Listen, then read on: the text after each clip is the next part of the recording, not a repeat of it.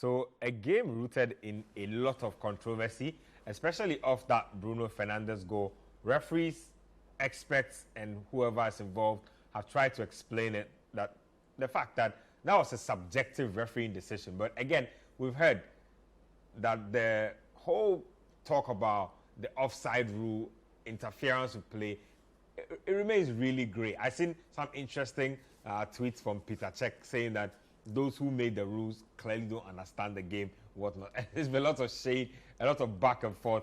Coach, let me start with you on that one. City fans are still not happy.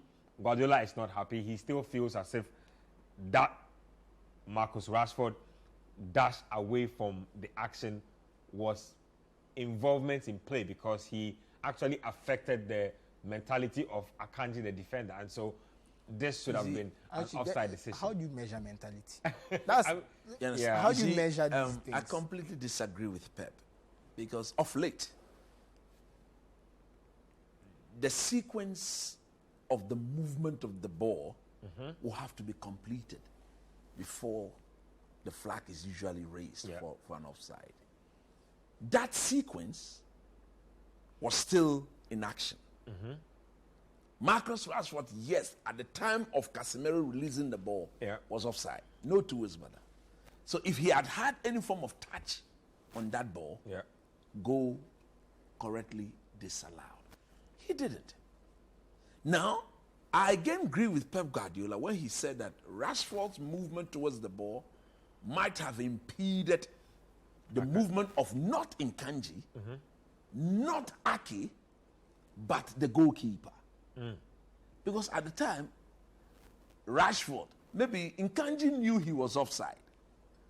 So that is why he was a bit late in reacting to the sequence. Bruno rightly said that he didn't even know that Rashford was in an offside position.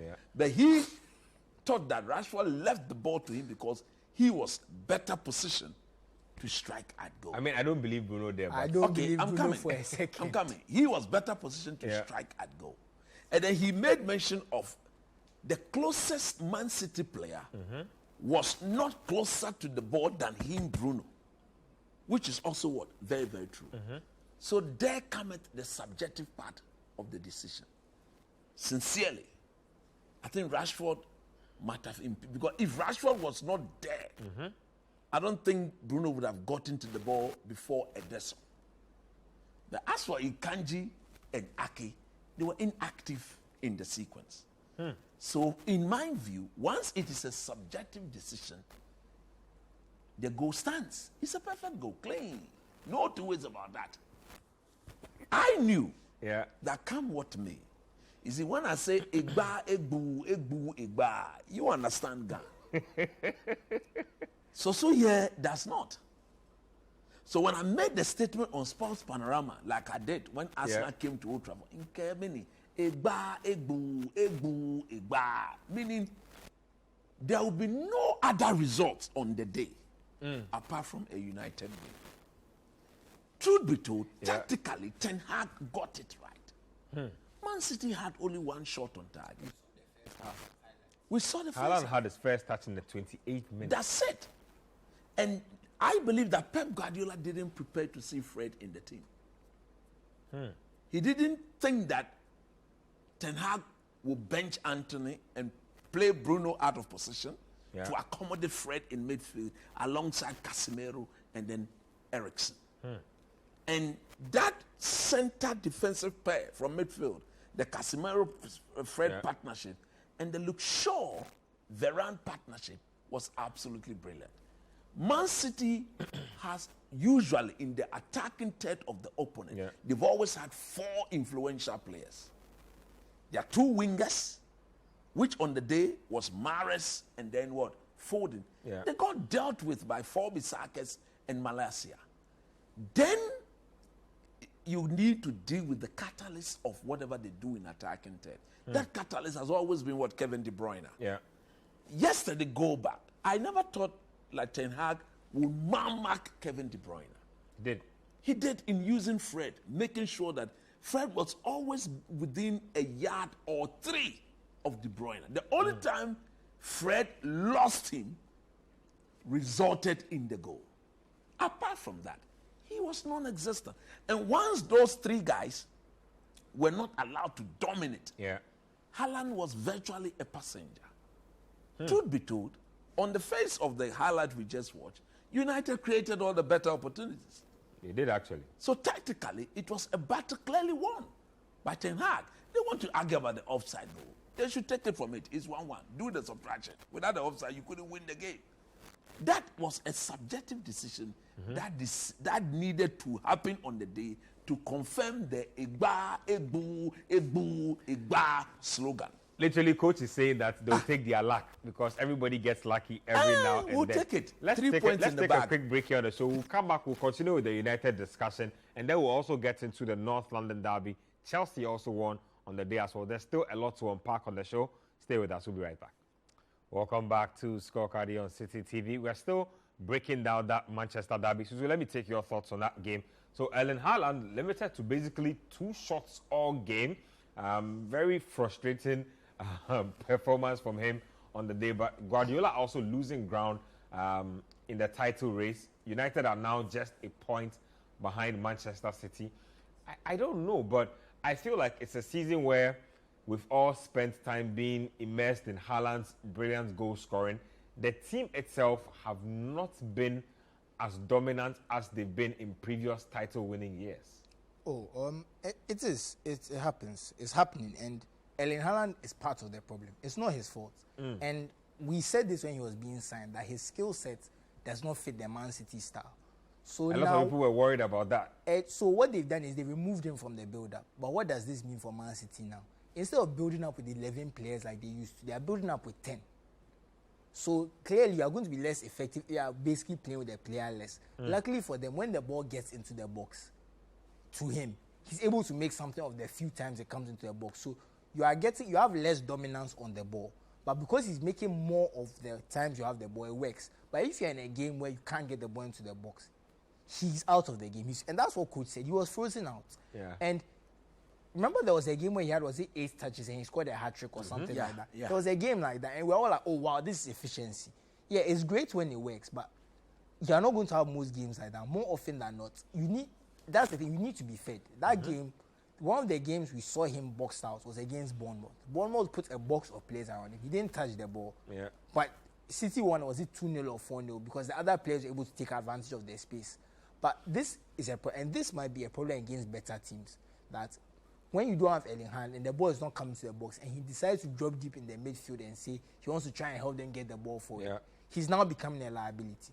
I like Erling Haaland a lot, but for me, this is part of the reason he'll never be the best player in the world until he works on his ability to improve the build-up. Because the truth is, if you want to be the best player in the world... Good first touch, hold-up play. It's not even... I would say that the best player in the world, you have to be able to influence at least the final third.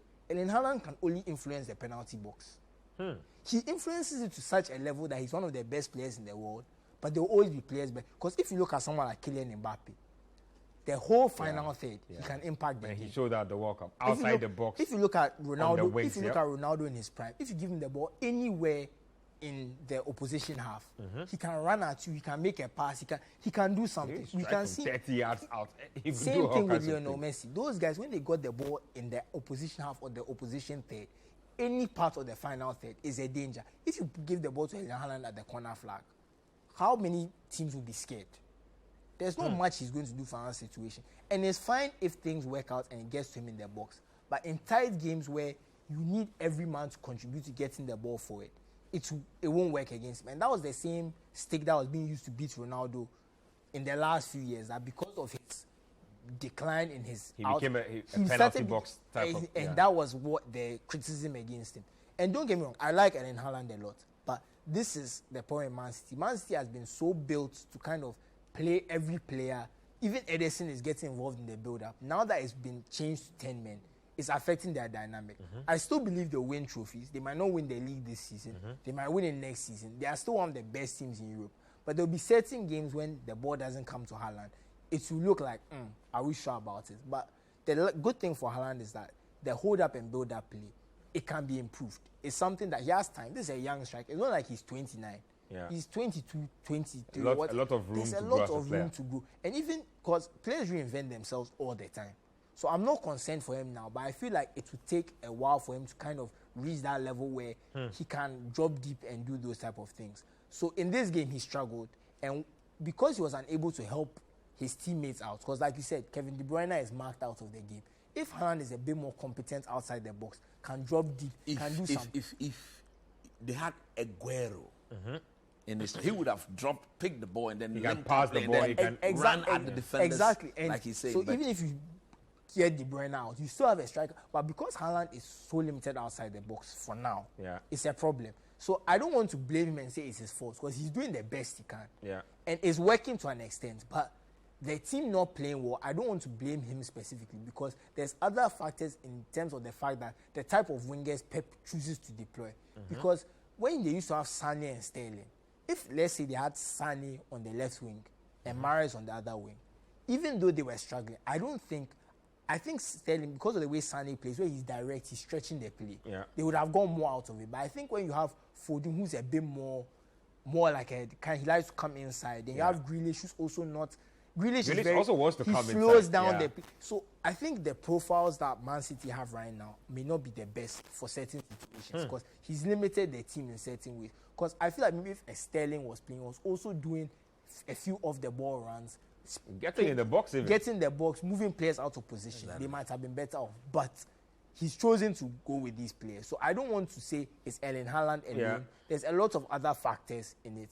But the one thing you say is that the production of other players has dropped a lot. Because usually with Man City, you see a lot of players scoring 10 goals.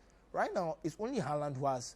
Haaland has scored more than anyone else in the league. But when you look at his teammates, outside Foden... Everybody else's production has fallen outside Foden, their production has fallen. Mahrez has started picking up in the last few games. So it's a bit deeper than that. But Haaland is part of the problem. But I don't want to blame him because we knew what we were going to get. Pep knew his limitations. And the workaround was don't be involved in the build-up. So I can't come and say it's Erling Haaland's fault. Pep could see that, and that's why Harry Kane was his first choice. Interesting. Sounds like bigger problems on the horizon for Man City, but what do I know?